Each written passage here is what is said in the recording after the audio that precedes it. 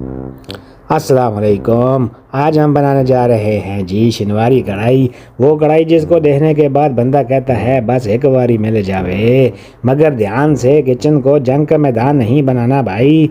हाँ हाँ, पूरा जग ही डाल दो तेल। अब आएगा हमारा खुफिया एजेंट लहसुन अदरक का पेस्ट। ये कढ़ाई की सारी शरारत को कंट्रोल करेगा।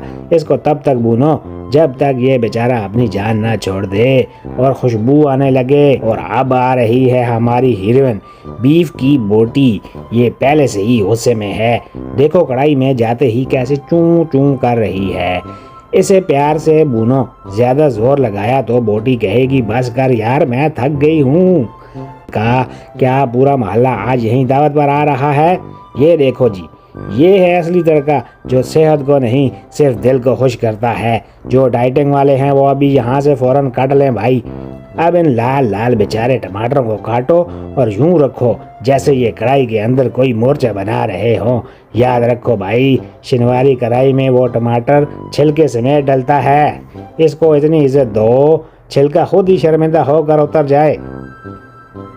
अब ये वो वक्त है जब आपने अपना मोबाइल छोड़कर साइड पर बैठ जाना है।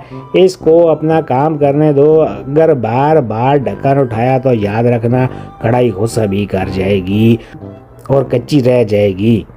ओ लो जी, टमाटर का मेकअप उतर गया। अब ये साफ छिलके निकाल कर कूड़ेदान में फेंक दो भाई। नमक और काली मिर्चें ज़्यादा नहीं, ये कोई चटनी नहीं जो सारे मसाले डाल दो। बस इतना कि मज़ा आए, सजा ना बने।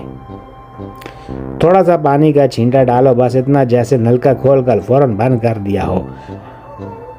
अब दम देकर बीफ को कहें आखिरी बार नरम हो जा, वरना मेहमान आएंगे और दांतों से तेरा इम्तिहान लेंगे। माशाअल्लाह जी, तैयार है कढ़ाइयों की मलका। हरी मिर्चें ऐसे डालो जैसे ये कोई जंग की हीरो हैं और अदरक के साथ सेल्फी ले लो भाई। अब देर किस बात की है, नान मंगाओ और इस कढ़ाई को इंसाफ दो। लाइक और सब्सक्राइब करके जाना, वरना अगली बार मज़े की रेसिपी नहीं मिलेगी। शुक्रिया।